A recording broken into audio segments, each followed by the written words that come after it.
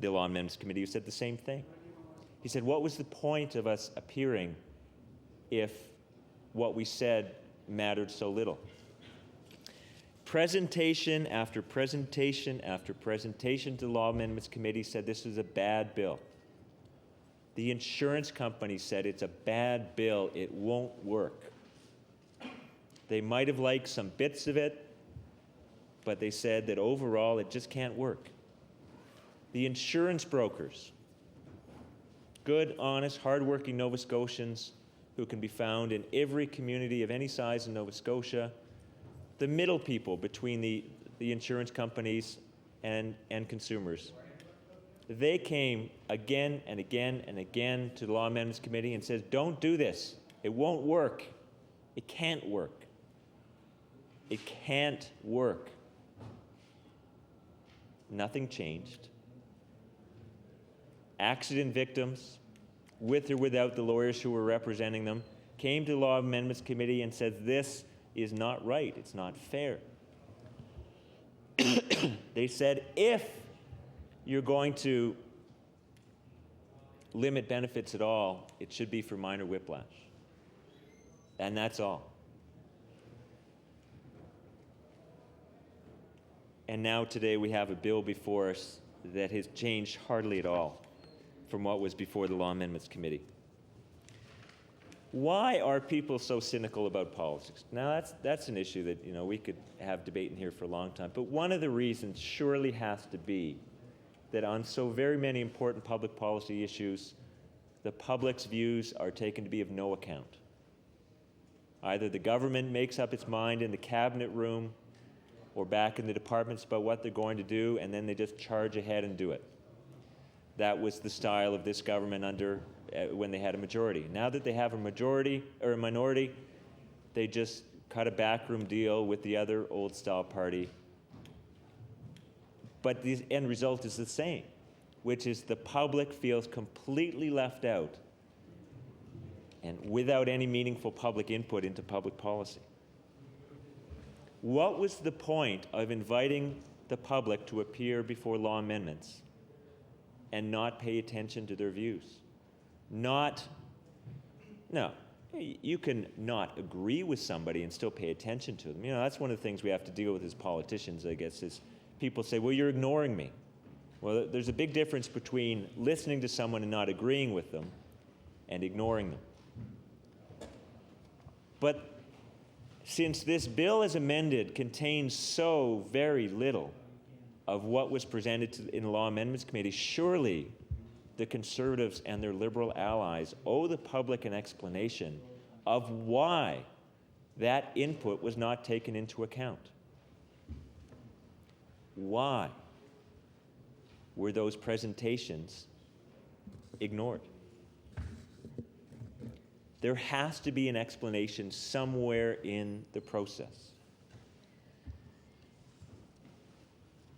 The fourth reason why this bill encapsulates everything that is bad about public policy in Nova Scotia is that, like so much else, it's being driven by political objectives and not by common sense or any kind of reasonableness.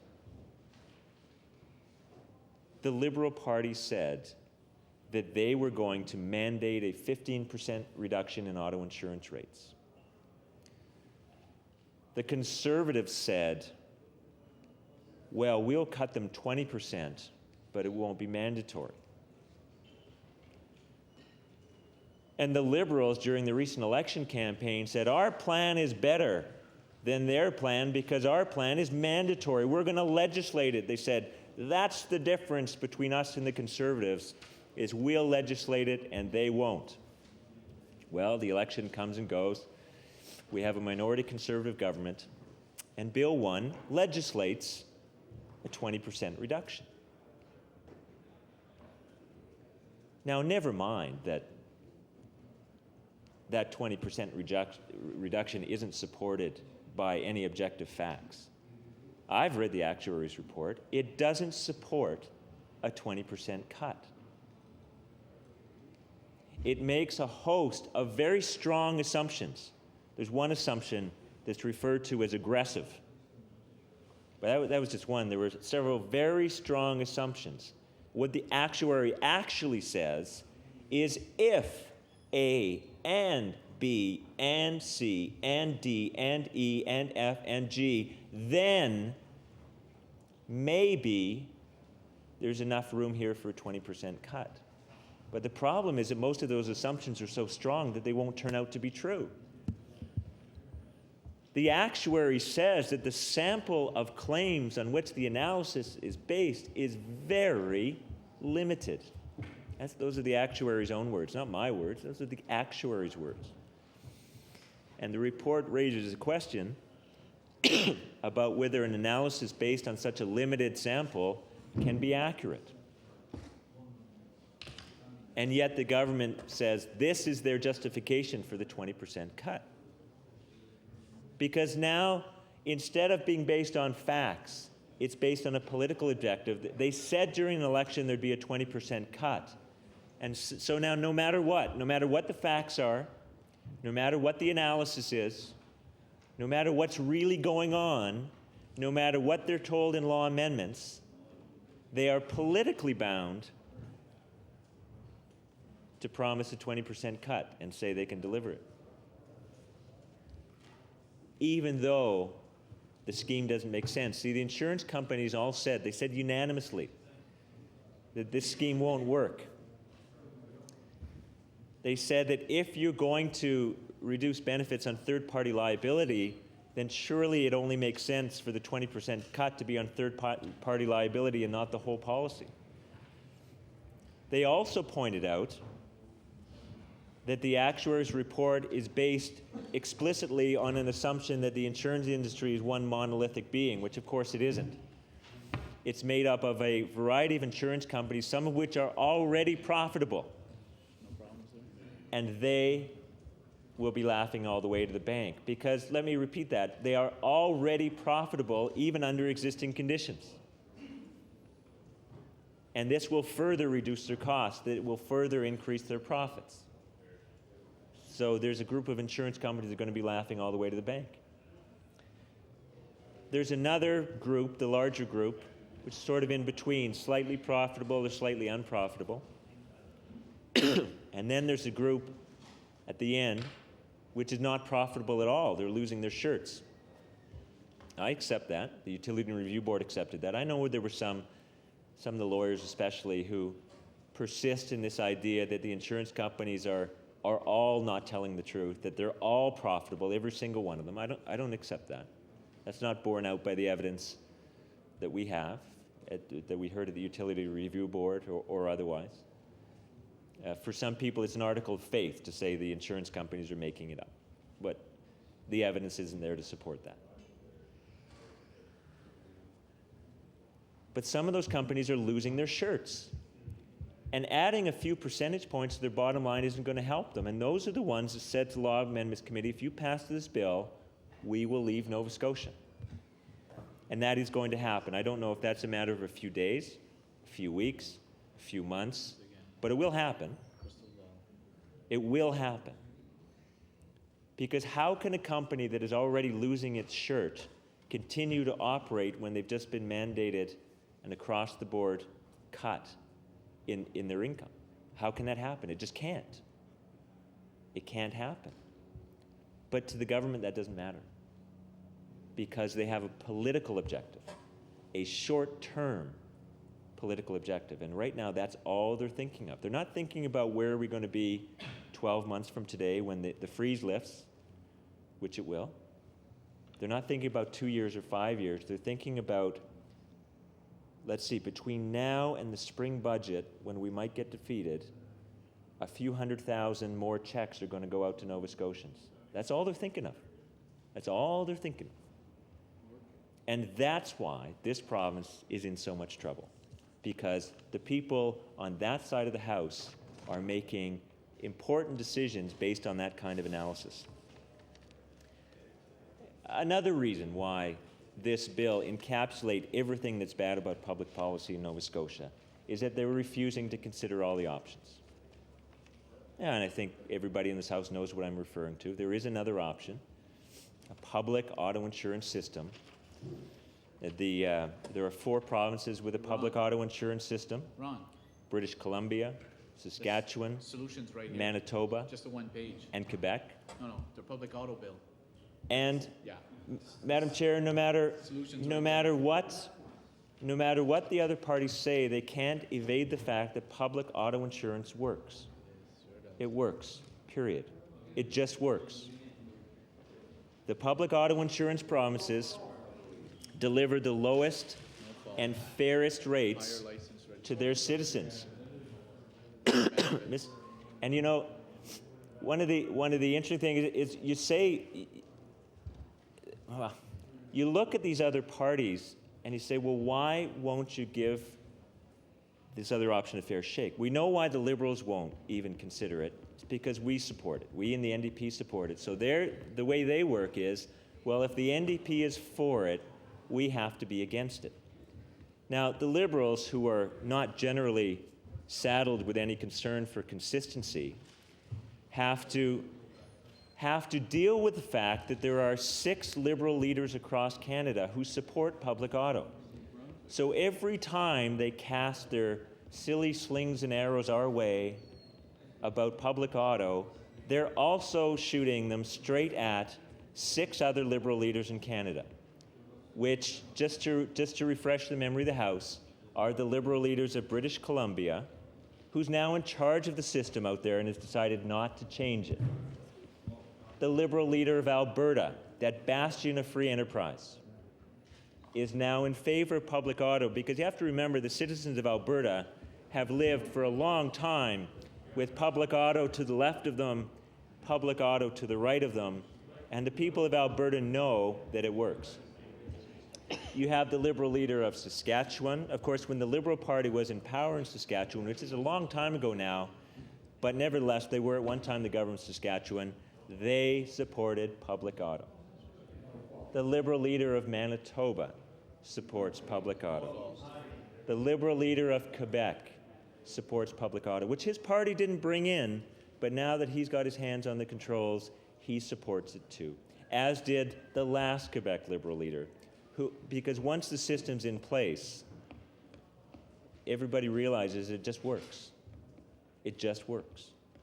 And now the latest convert among the ranks of Liberal leaders is Sean Graham, the leader of the Liberal Party of New Brunswick, who's now come on board the public auto train, if I can mix my metaphors that way. And he is now very strongly in favor of public auto. He says, this is the Liberal leader of New Brunswick, which is about 6 months ahead of Nova Scotia in this whole auto insurance issue. He says there's 2 sides in the debate. You have to choose. Either you're on the side of the insurance companies or you're on the side of the people.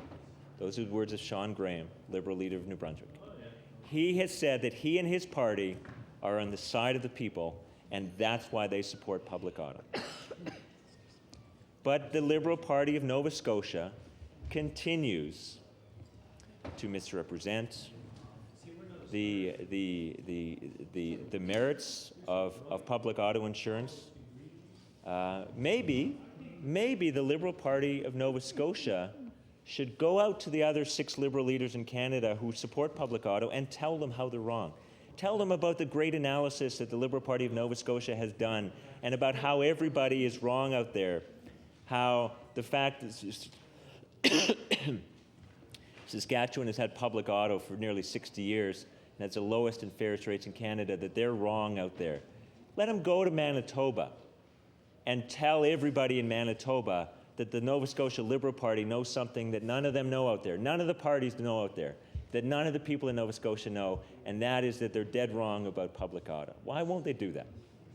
Why don't they go out to British Columbia? There's a Liberal government out there. I mean, they're Liberal in name. They're not really Liberal. But they're Liberal in name anyway. And you know what? I mean, very right-wing government, very right-wing, sort of free enterprise-oriented government. You know what? When they came in, they studied public auto, and they said, you know, this is a real candidate for privatization here. And you know what, Madam Chair? They studied it, and they said, well, I guess we were wrong. Public auto is better than the alternative. These are just the Liberal leaders that I'm talking about.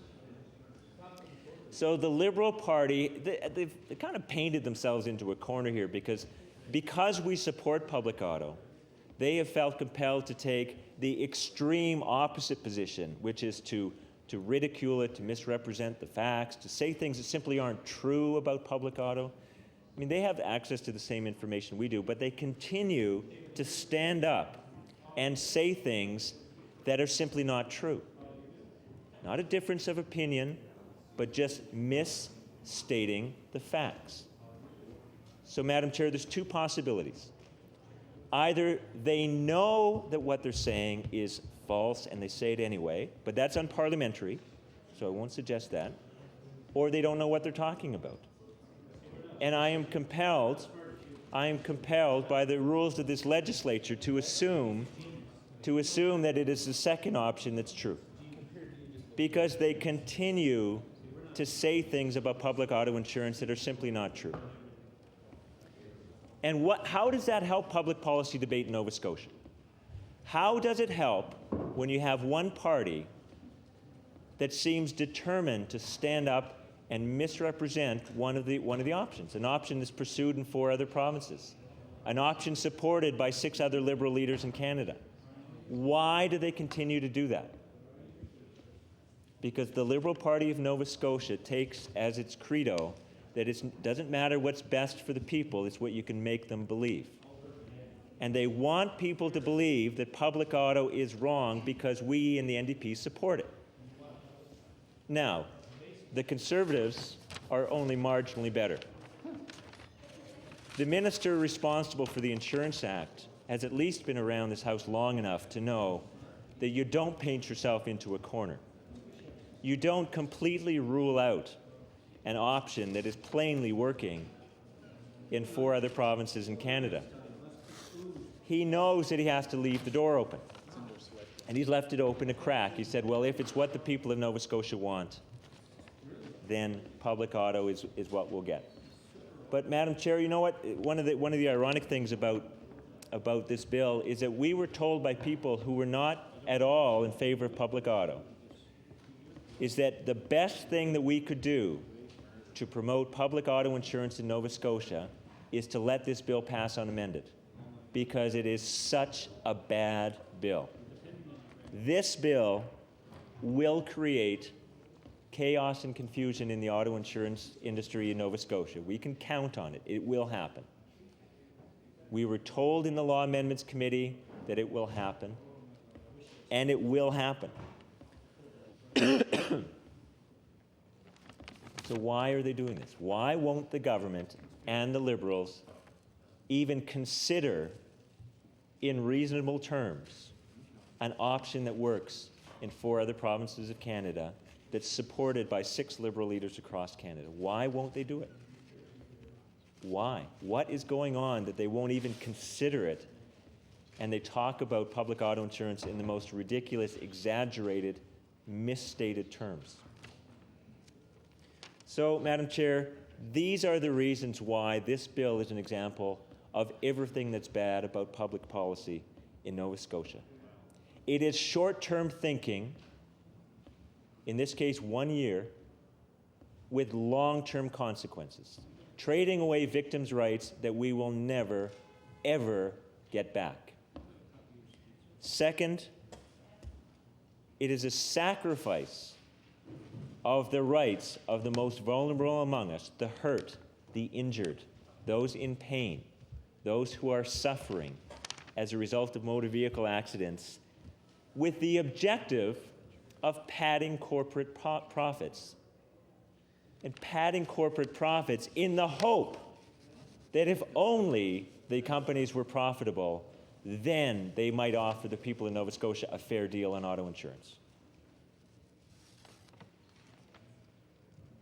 Third, because the bill just ignores the public input that this government received at the Law Amendments Committee. We heard from insurance companies. First time we've really heard in public from the insurance companies. Usually they speak through their lobbying arm, the Insurance Bureau of Canada. But this time, for the first time, each insurance company came out one by one and appeared before the Law Amendments Committee and said, this is wrong, this can't be done, it won't work. This will have very negative consequences. And still the government's charging ahead. The hundreds of insurance brokers represented by the Insurance Brokers Association of Nova Scotia have said to us, it won't work, it can't be done, it doesn't make sense, you're doing the wrong thing. And still, the Tory Liberal Alliance charges ahead. Accident victims came and said, this is wrong. This is the wrong thing to do. Because the way to deal with the insurance crisis is not to limit the compensation payable to people who were sick and injured. Now, it's worth noting, Madam Speaker, that as a matter of fact, none of the accident victims who appeared before law amendments will be affected by this bill, because they were hurt before November the 1st. But the reason they came forward, including one woman in my constituency, is because they felt so strongly about the idea that people just like them would have their compensation limited. People just like them. That's why the College of Physiotherapists came forward to the Law Amendments Committee and said, this is wrong. This is the wrong thing to do, and they came forward with a detailed proposal for what ought to be done. Now, the physiotherapists, they don't have, you don't normally consider them to be a lobby group, an interest group. But what the physiotherapists are people who deal with accident victims. So they don't know the names of the people who will be hurt after November 1st. They don't know the faces of the people that will be hurt after November 1st. But what they do know is what their pain and suffering is going to look like and feel like, because those are the people that they're working with every day. And still, the Conservatives and their Liberal allies charged ahead with the bill virtually unamended. It's a bad bill, fourthly, Madam Chair, because political objectives are trumping common sense. The Conservatives, because they're committed to, they feel they're committed to delivering a 20% rebate check, a 20% one-time rebate check to the people of Nova Scotia. No matter whether the scheme makes sense or not, they want those checks out. And the Liberals are only interested in what Liberals are always interested in, and that is, what is it that they can take credit for? It's not actually doing the right thing, it's for taking credit for things. Madam Chair, I'm sorry to say, Madam Chair, that in my second reading speech, I said what the Liberals would do, and I was right. It's unfortunate that the Liberals in this province are so predictable, but they are. What I said in my second reading speech is that the Liberals would huff and puff, and then at the end of the process, they would reach a deal with the Conservatives, waving a few minor amendments around and saying, hey, look what we got. Look what we got. And they would say, that's great. Look at the substantial changes we made to the bill. Of course, I said they would be minor changes, but they would claim a great victory and then retire with a communications plan to make people believe that they had been responsible for everything that was good in the bill. What was very interesting in the Law Amendments Committee, of course, Madam Chair, what was interesting was how quickly the Liberals tried to distance themselves from the bill. It was an interesting process. They were supporting government amendments and announcing that they were going to vote for the bill, and at the same time, the members made it very clear that if anything goes wrong, the Liberal members, anything goes wrong with this bill, it's not their fault. It's a Conservative fault if things go wrong. I think one of the quotations was, and I'm going to use member's name here, but only because it's in a quotation. One of the Liberal members says, let's be very clear about this. It's a John Ham bill. It's not a Danny Graham bill. End of quote. That's what the member said. So at the same time that they were trying to take credit for changes, they were furiously backpedaling to try and say it's not our bill. Said it's a government bill. And so they have their own political objectives. But it's so predictable now because we see them do it over and over and over again. Huffing and puffing, saying, we're the ones. They had the gall, the nerve, earlier this week to talk about being for victims' rights. Victims' rights, Madam Chair. They, the Liberals, were going to stand up for victims' rights. They said that the government promised that the only limitation would be on minor whiplash, and they, the mighty Liberal Party of Nova Scotia, was going to hold the government's feet to the fire and make sure that they delivered on that promise. That's what they said on Monday. That's what they said on Monday. On Tuesday, less than 24 hours later, apparently the Liberals didn't feel quite the same way. They didn't feel the same way. They had decided in the space of 24 hours that maybe victims' rights weren't all they were cracked up to be. They decided within the space of 24 hours that it wasn't really worth holding out for a definition of minor whiplash. Madam Chair, just when you think the Liberals finally mean what they say, they go and do it again. Sometimes, Madam Chair, they get me. Every so often, I want to believe the Liberals mean it when they say they're finally going to develop some spine. I want to believe that they can stand up for victims' rights. I want to believe that the Liberals know how to hold the government's feet to the fire. And this time, Madam Chair, they almost had me. I thought maybe this time they really mean it. And Madam Chair, it turns out they didn't. They didn't really mean it. So let's turn to the definition of minor injury, which in many ways is at the heart of the bill. It's not the real heart of the bill is, to me, is the trade-off of victims' rights for a one-time rebate check. That's the real heart of the bill. But a lot of the attention is focused on the definition of minor injury. And in terms of auto insurance reform, which is the bill we're talking about, that's really the nugget. Because the question has become, well, who exactly is going to pay for this one-time rebate? Where's the money coming from for these hundreds of thousands of rebate checks that are about to go out over the next few months? Who pays for it? Where's the money coming from? That's the question.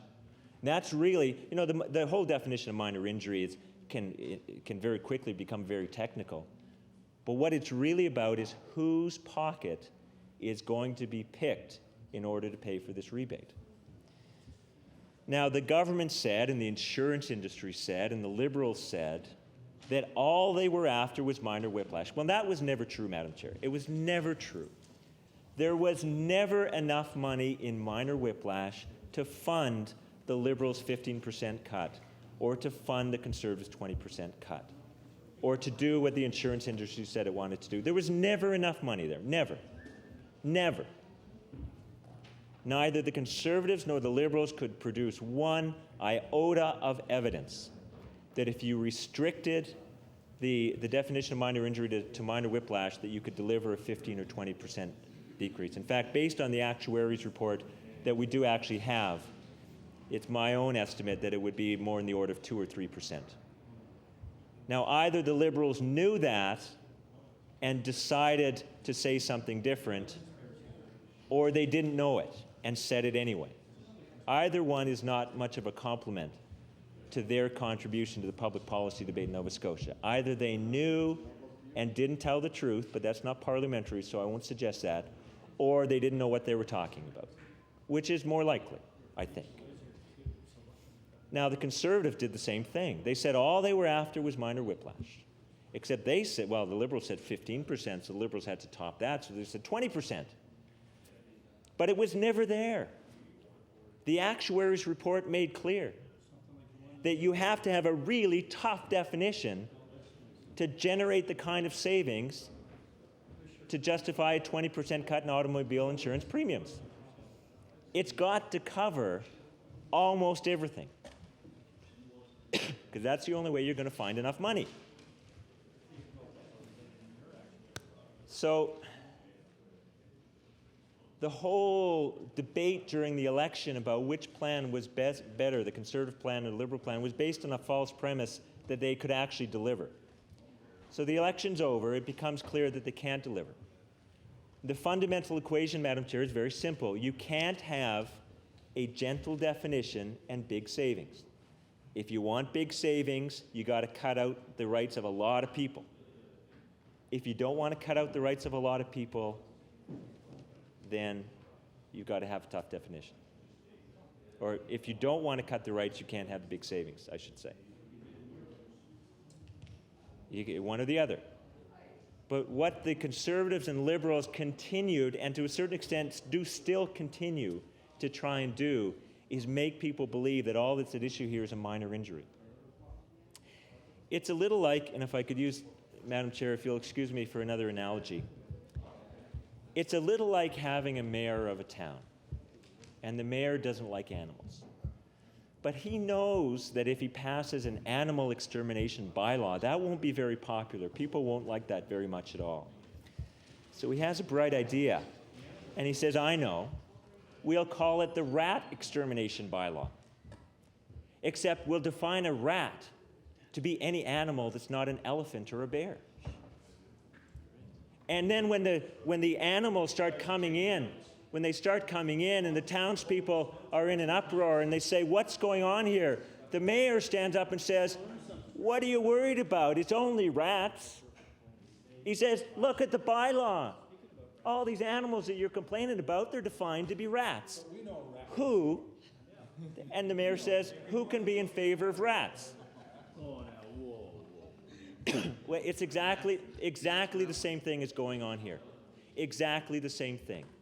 This government, with their Liberal allies, have taken a phrase, the phrase minor injury, and in an Orwellian twist, they have defined it to mean what they want it to mean, even though there is by no ordinary definition of the term minor will the injuries included in this definition be minor. They are very serious, painful, hurtful injuries, some of which will be long-lasting, some of which will be multiple. And the government and their Liberal allies say, well, what are you worried about? They're just defined to be minor. Well, they're minor in the law, but they will not be minor in the minds and the bodies of accident victims and their families.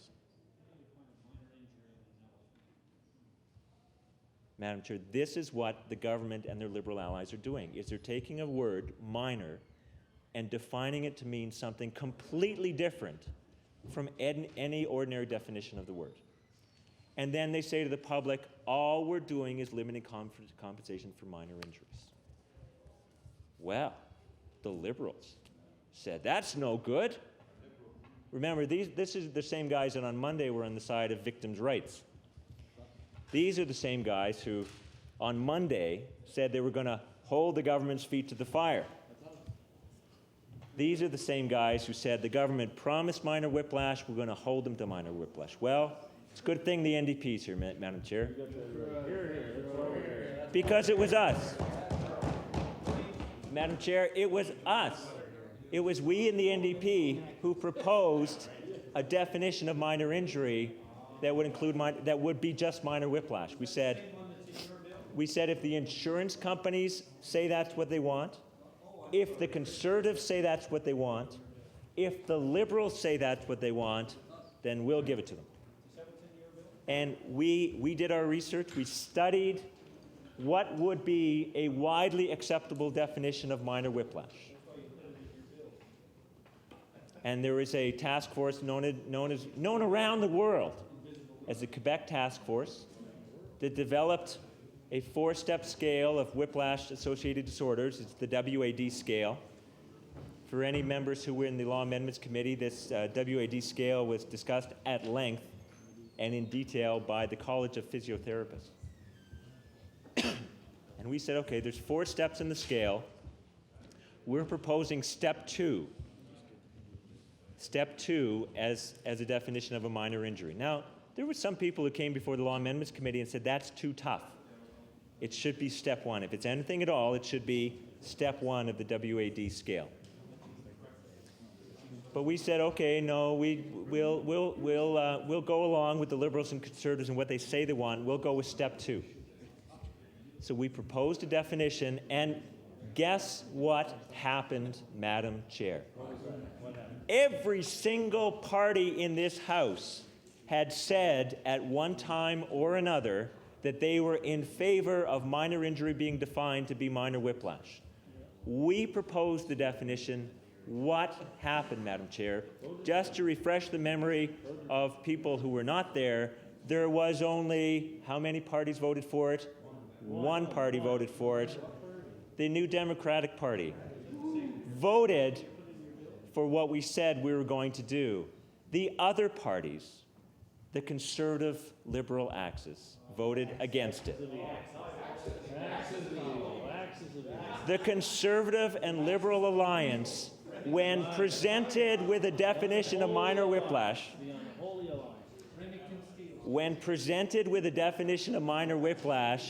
those 2 parties voted against it. And that revealed once and for all, that they didn't really mean what they said. So, so we have this definition of minor injury in the bill that is far, far larger than anything that any reasonable person would call a minor injury. And the Liberals claim great victory because a couple of minor things have been changed in the definition. It's not even well drafted, as the member for Cole Harbour Eastern Passage pointed out to them. And I understand that later today, perhaps, all will be revealed, and the government now acknowledges that it wasn't well drafted, and they're going to redraft it.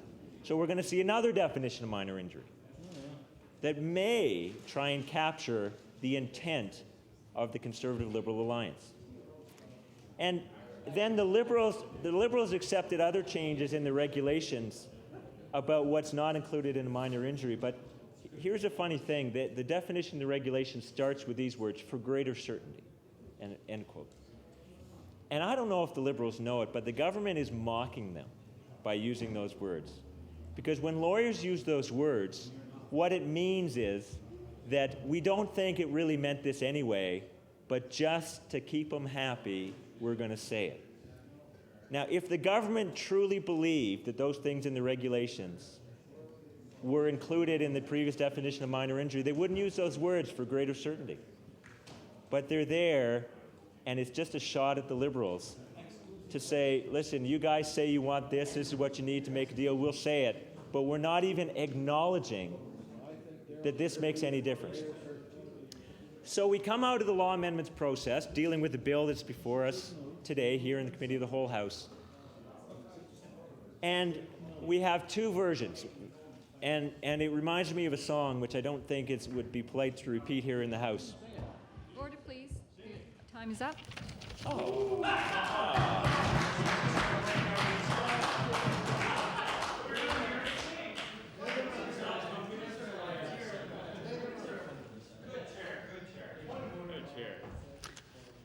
The honourable member from Cole Harbour Eastern Passage.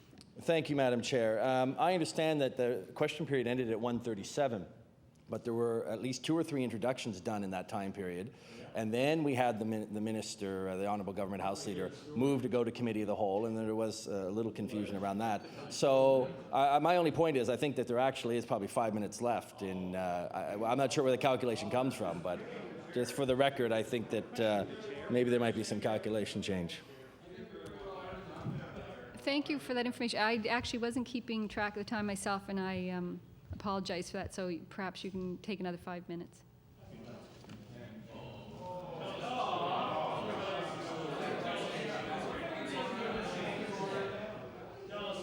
The honourable member from Halifax Fairview. Thank you, Madam Chair. I think it was. Look, Madam Chair. it reminds me of a song that I don't think would be polite to repeat in this House, just because it's a little blasphemous, I think. But after law amendments on Tuesday, you had the Liberals and Conservatives saying something, and they can't both be right. They can't both be right. The Liberals claim major concessions, and the government says that if there were concessions at all, they were minor. Now, the minister, I just want to try and catch the minister's attention here.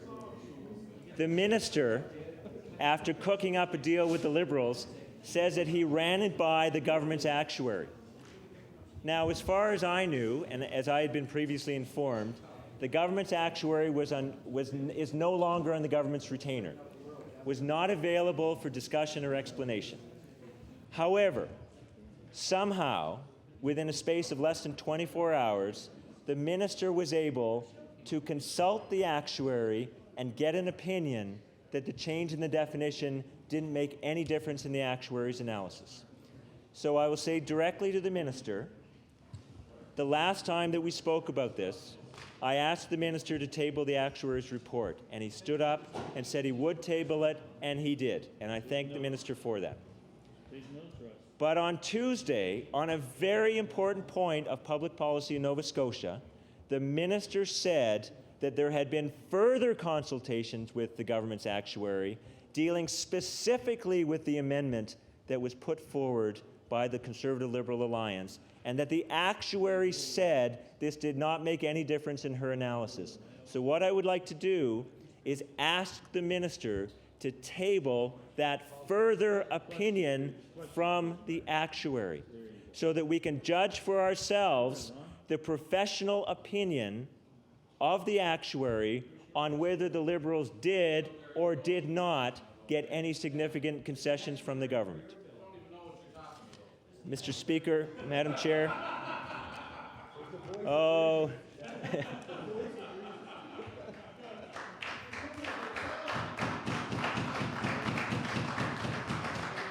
Madam Chair, I've taken my time today, and I've tested the patience of the House, I'm sure, to explain why this is such a bad bill. It exhibits everything that is bad about public policy in Nova Scotia. It will create chaos and confusion in auto insurance in Nova Scotia.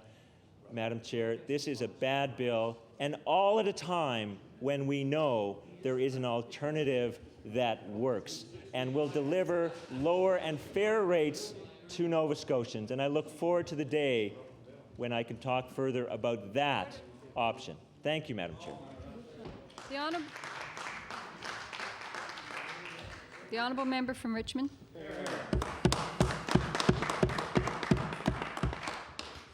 Well, you know, Mr. Speaker, Madam Chair, how fortunate we would all be if we lived in the wonderful, magical world of the member from Halifax Fairview. You know, Madam Chair, this is a world with leprechauns and with unicorns and with candy houses where everyone lives freely and everyone smiles all the time and all is well. You know, Mr. Speaker, it's a time when the people who live in this perfect world can stand and lecture everyone else about chaos and how the world's coming to an end and how everyone is bad and how they are perfect. Because that's not a message we've heard for the first time, Madam Chair. Because that is the mantra of the NDP party. Whether it be their leaders, who are flawless, whether it be their members, who know everything. You know, Madam Chair, I want to tell you, that from here on forward, the minister responsible insurance should no longer hire actuaries when we have the member from Halifax Fairview.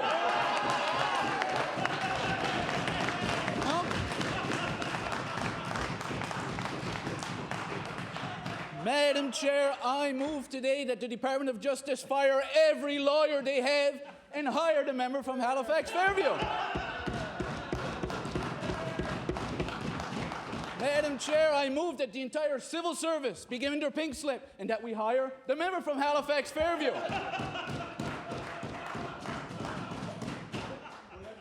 Why do we have 52 members when we have the member from Halifax Fairview? Why? Because we're all bad. We're all bad over here on this side and that side. You know, although we've been elected by Nova Scotians, reasonable Nova Scotians, tax-paying Nova Scotians, obviously that doesn't mean anything to the member from Halifax Fairview. That's irrelevant, because if it's not what he wants, then we're all wrong. And we're going to create chaos and confusion, and everything's bad. And he sees in his crystal ball how everything's going to fail. You know, the audacity to sit here and have it to listen to a member speak as what we've had to listen to just there. And then, Madam Chair, one has to ask, and Nova Scotians have to ask, what did that member do and his party do to make this bill better? Absolutely nothing. What did they do? They were on the sidelines yapping, almost like that annoying little dog when you go door-to-door campaigning that's grabbing you by the back of the foot and you're not sure whether you should kick it or whether the person's vote is more important to you. You know, that dilemma you're stuck in. You know, Madam Chair, you know, I'll tell you.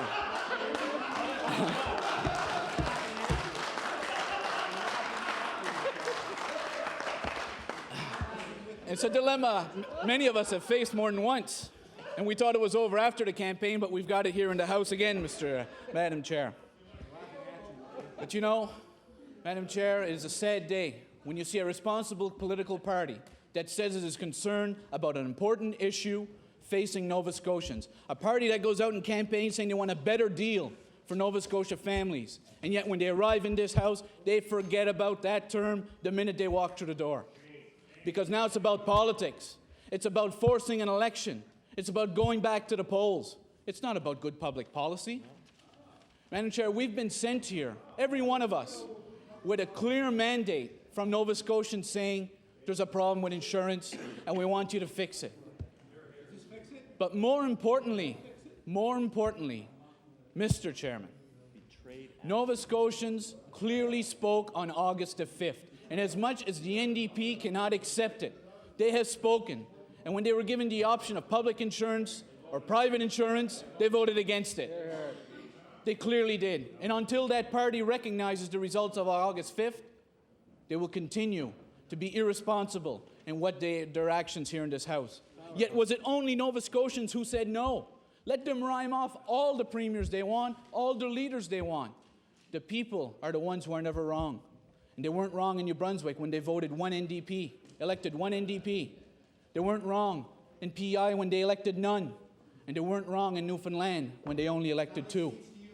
You know, those were all parties, the NDP party and those provinces that wanted public insurance, and the people in Atlantic Canada have said no, resoundingly. So now we find ourselves in the situation today. We have this problem before us. It's not going away. Now, as I said during the Law Amendments Committee, Mr. Chair, how easy it would have been for the Liberal caucus to walk in and after seeing Bill number 1 to say, it's not our plan, we're against it. And we're not going to talk about it until they put our plan. That's what the NDP did. From day one, even before they saw the bill, they said, if it's not government-run insurance, we're not supporting it. How responsible is that? How responsible is that? Then when they saw the bill, they repeated it again. So they said it before and they said it once they saw the bill. And then they sat on the sidelines, yapping away, as I talked about before. Yapping away at the other 2 parties, Mr. Chairman, who were actually trying to do something to address the problem facing Nova Scotia drivers. Now, Mr. Speaker, Mr. Chair, is this the solution that's going to address every single problem faced by the insurance industry? Only time will tell. I think Nova Scotians are prepared to give it a chance. Yet, we know that the mayor from Halifax Fairview already has in his crystal ball from his little magical world of unicorns and leprechauns, he's been able to see what's going to happen with this and how we're all bad and how terrible we are, duly elected members of this House, for trying to address a problem facing Nova Scotians. And I say shame on that member for making those sort of accusations against other members of this chamber. Mr. Speaker, Mr. Chair, Or was it every single person who came to law amendments? Who else said we have a problem in front of us that the government has come forward and said, here is our solution and here is our attempt to deal with this problem. As I said, we could have easily said, we're not interested.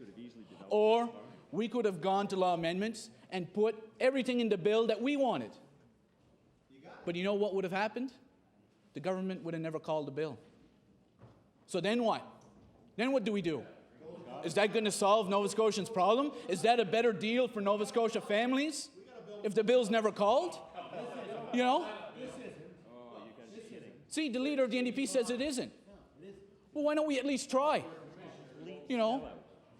He said he wanted public insurance, and Nova Scotians said no to his party. And until he recognizes that, he's going to have to continue fighting those battles in his own head. See? And I hear the member from Hansi who say you want to fight them. See, they want to relive the election. This is the same party, Mr. Chair, we all recall well, that the previous leader, or the one before that, I guess, because I think there was a leader in between there for a short little sabbatical, but that was the leader, and this is the same leader who sat there, I believe he was on the front bench or the second bench, in 1998, after the election, that in his first inaugural speech after the election, reply to the throne, he ended it by moving a motion of non-confidence in the government. You know, Mr. Chair, you know, very simple quote, beware of wolves in sheep's clothing. And Mr. Speaker, we've got sheep here in this house. And that's what we're seeing here again, because they realized the public rebuke they got when they did that, and that leader did that. But they're trying to do the same thing again this time, just by going into a different way. Same intention. Order, please. Order. The honourable member for Richmond has the floor. Mr. Chair, we are left here. This is a party, you know, when anyone believes, the leader of the NDP say, or the mayor from Halifax Fairview say, we want a better deal for Nova Scotia families, that's not true. They don't mean it when they say that, because all of their actions show that they don't mean that. So, as I was saying before, the government doesn't call the bill. We've gotten everything we want, and the government doesn't call the bill. So then what? Can the mayor from Halifax Fairview explain to us how he would force the government House leader to bring in another bill to help Nova Scotia families and get a better deal? We could walk out of this house with absolutely no solution or no even attempt at a solution to this problem. Would Nova Scotians be better off? Should we sit here and say, oh yes, the mayor from Halifax Fairview, he knows everything, he's right, so we should vote against this bill and do nothing? Do you think Nova Scotians would be sitting at home clapping their hands and saying, look, I'm really happy, I'm proud of my 52 MLAs? The mayor from Halifax Hanseys says they would be saying that. Obviously, he's in the same little world with leprechauns and unicorns running around. But in real life, everyone knows Nova Scotians wouldn't say that.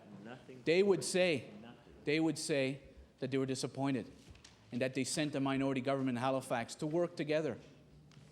You're not always going to get everything you're looking for, but you do what you can to make it work. That's the option we were left with.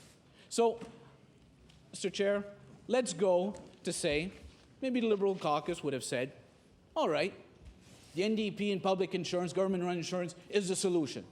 Enough, we're not going to deal with the Tories, we're going to go with their solution.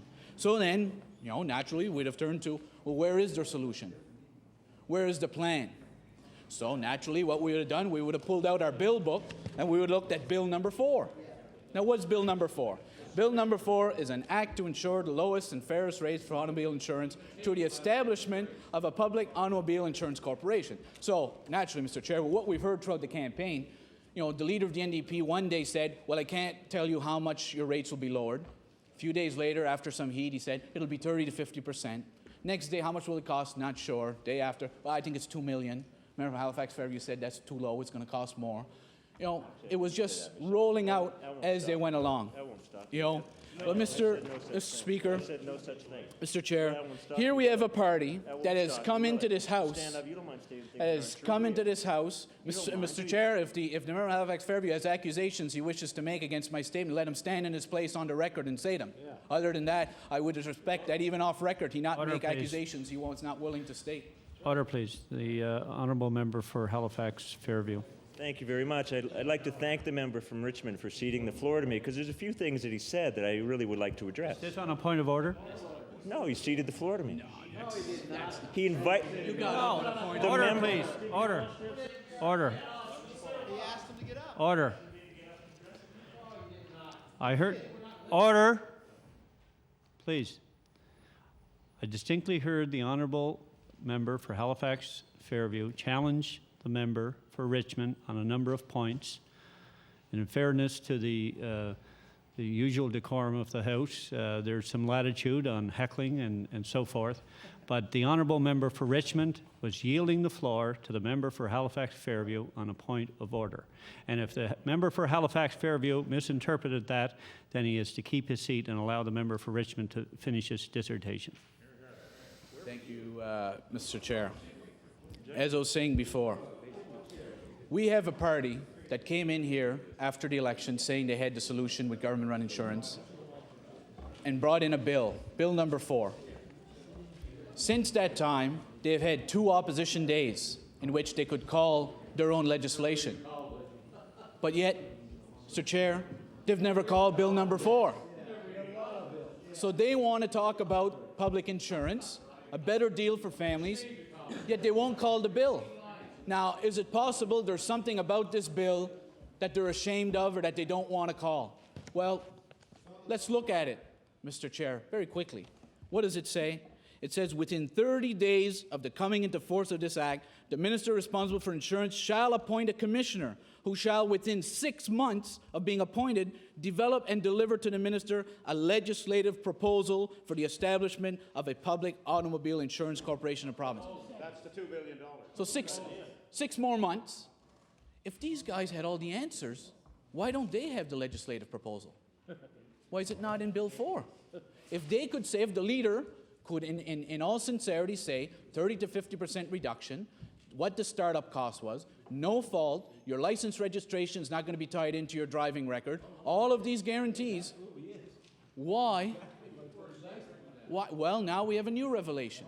Now the leader tells us that, you know, you're all going to pay the same insurance rates under public auto, but they're going to ding you on your driver's insurance, on your driver renewal. So when you go renew your license, that's where they're going to ding you. That's similar to Manitoba, where I understand, they now tell us that it's going to be tied in to your driver's license. But Order, please. Order. Order. I would allow the honourable member for Richmond to continue in his dissertation. Thank you, Mr. Chairman. You know, Order, please. Would the honourable member for Halifax Fairview contain himself? And allow the member for Richmond to continue as the honourable member for Richmond did when the honourable member for Halifax Fairview was speaking. The honourable member for Richmond. Mr. Chair, if there is anything that I've said that's incorrect, then let us look at the bill and let's see what the bill says. Well, wait a minute. It's only 1 page. Wait a minute. It's only 5 clauses. Wait a minute. It's only 16 lines. The complete overhaul of our insurance system in this province is on 1 page. And we wonder why they haven't called their bill? This is the solution? What happened to the rest? There's only 5 clauses. And then they tell us, wait 6 months so that a commissioner can bring a legislative proposal. Then we wait till the House comes back in. Then we wait till that's debated. And then we see what the system would bring. Then we wait till the system's set up. How long is that going to take? Well, certainly it's not in the 5 clauses here. How much longer are we willing as MLAs in this House to let Nova Scotians continue to pay high prices for their insurance? You know? Well, Mr. Speaker, the members of the NDP say we'll be back at 12 months. Maybe we will. Obviously, their crystal ball tells them they have the answers to everything. Well, let's see. But at least, Mr. Speaker, we can go home and say that we at least supported an attempt to deal with it.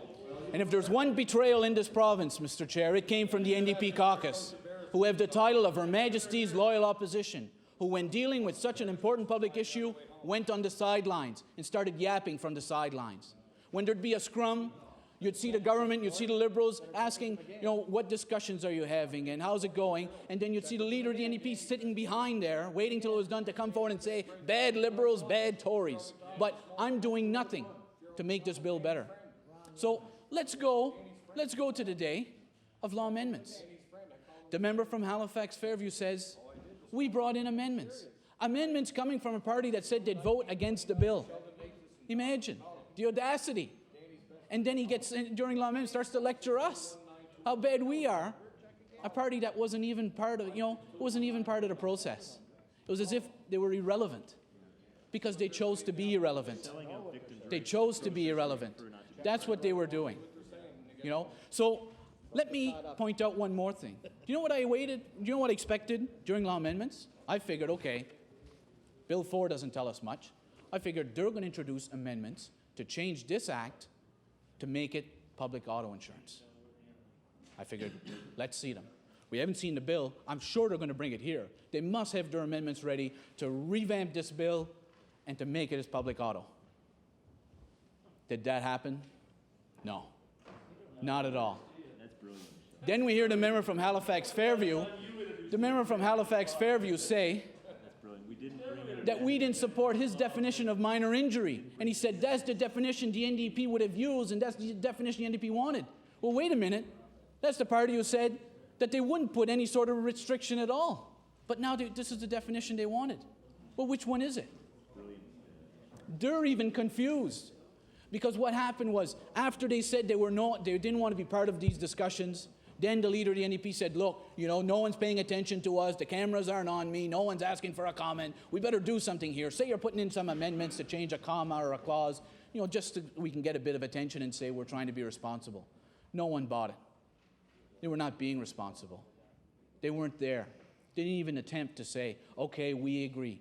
You have 25 members. This is an attempt. We can't force you to bring forward legislation. The rules, our parliamentary rules, just do not allow the opposition to force government to call bills or to call them for second reading or for committee of the whole. We just can't do that. We just can't do that. So we are forced to work under that premise. And as I said, Mr. Chair, we could have walked away. How easy. We could have said, all the Tories' fault. They're the reason the rates are as high as they are, and we're not going to talk to them. We're going to sit back. Speaker, that's what we could have done. It would have been so easy. It'd be an easy way out. It's exactly what the NDP did. Is it different on Sunday shopping? Sunday shopping's inevitable. Now, that's responsible. Are you for Sunday shopping? Are you against it? It's inevitable. No big deal. What kind of an answer is that? It's inevitable it's going to get dark tonight. Inevitable. That's the answer we get. And this is supposed to be Her Majesty's Loyal Opposition. Mr. Chair, to suggest that the change in the definition from what we started with to what we have today is minor or irrelevant is a complete misrepresentation of the facts. It is a gross misrepresentation.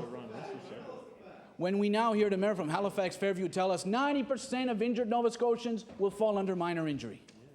Where are the numbers? He wants to see the actuary report from the House Leader of the Tories. Show us your numbers. Where did you get 90% are going to fall under that? Speaker, we just don't see that from the mayor from Halifax Fairview. Order, please. The honourable member for Halifax Fairview on a point of order. Thank you very much, Mr. Chairman. The members asked me to produce the numbers, and I will. I have the actuary's report. It's right there in black and white if the member cared to deal with the facts instead of the fantasy. Thank you.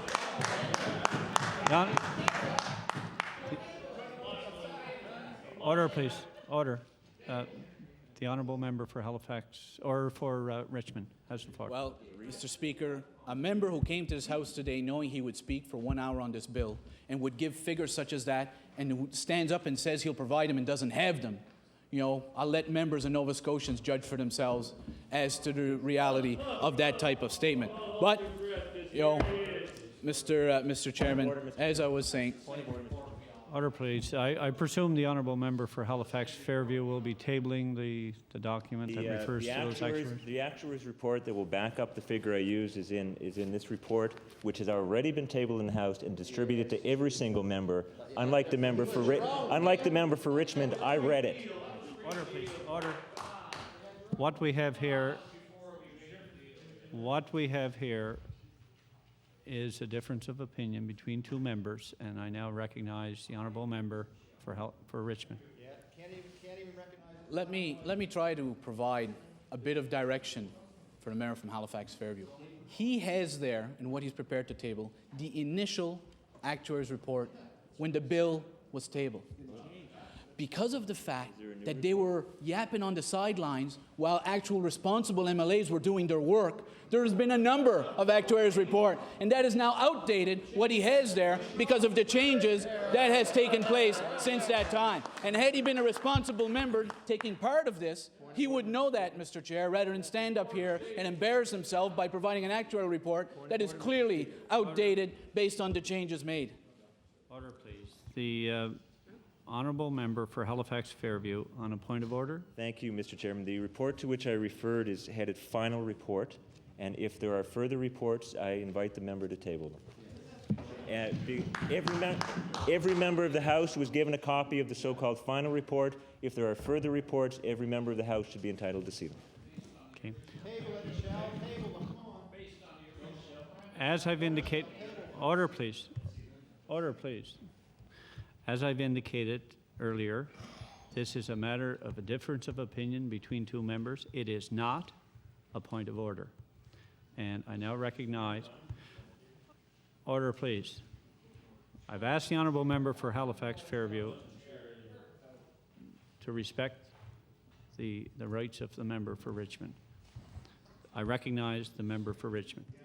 Mr. Chair, for a member to stand up in this House, cast aspersions, make accusations against government, against us, and then to say, oh, well, hold on now, show me these other reports after making all the accusations and casting these aspersions.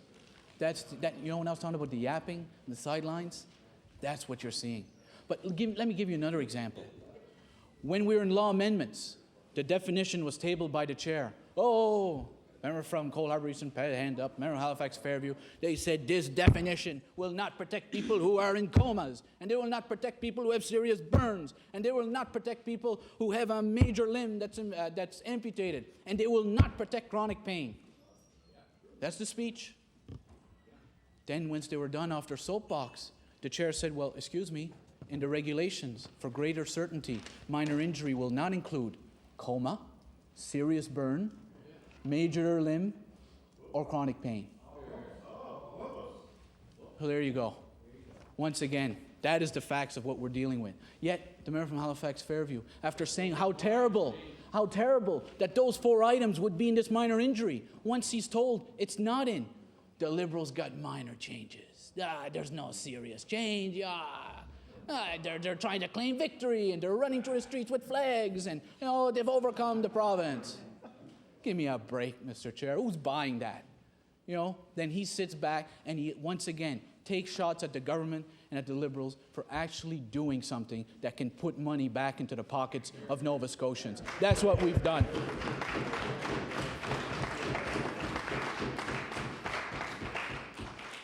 Speaker, as I said, let me give you another example, Mr. Chair. Minor changes. Now, at the same time, I know the government members were very kind there, but I can't help but point out one little shot. I know a number of people were a little frustrated when they heard the government House leader stand in front of the cameras after this was done and say, minor changes, we didn't give up anything. And someone asked me, how could he say that considering how the bill's been changed? And I said, well, knowing the government House leader, with all due respect, with his political savvy in the years he's been here, he could stand in front of you and have to give up all his clothes except his shoes, and he'd stand in front and say, we never gave up anything. So that's the premise we're going on here. So that I expected that as a response to come from the government House leader. Order, please. Order, please. With that rather eloquent analogy, perhaps would the honourable member for Richmond be kind enough to allow for an introduction? I recognize the Minister of Environment and Labour. Well, thank you very much. I appreciate you giving up some time. I'd like to draw the members' attention to the gallery opposite. There are a couple here visiting from Melrose, Massachusetts, and they are part of my family tree. We have some roots that are connected. And I found out, or I just recently realized they've been married for 62 years. And in the past year, they've been traveling to New Zealand and Singapore and Mexico and squeezed in a little bit of time to come and visit us. So if Mr.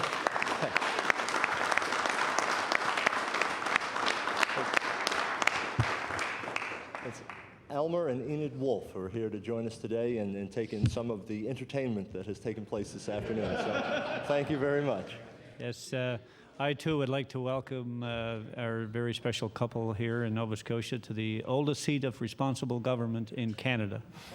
I recognize the honourable member for Richmond.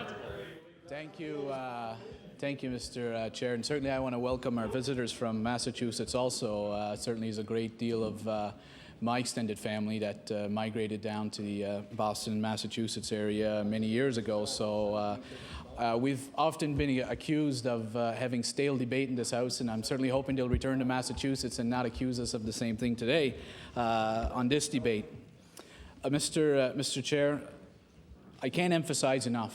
The member from Halifax Fairview accused us of trying to run away from this bill. It wasn't a matter of running away. We negotiated. We did what we could to make the bill better. Is it what we would have wanted? No. If we got what we would have wanted, they wouldn't have called it. Now I wonder if the member from Hants East would tell us then what do we do if they don't call the bill? How does that put money into the pockets of Nova Scotians? How does that put money into the pockets of his constituents? Well, it's going to take more out of them. So let's do nothing. Let's all go home because we didn't get what we wanted, they didn't get what they wanted, and they didn't get what they wanted. So let's all go home. Why are we here? Why are we here? Under that sort of mentality, why are we here? We negotiated. We didn't get what we wanted. They accused us of selling out. Sitting on the sidelines, not even part of the process, sitting there saying, it's not ours, we don't even want to talk. It's almost like the little kid who's got the bat and ball and says, I don't like the fact how you guys are playing, I'm going home. That's the exact same analogy.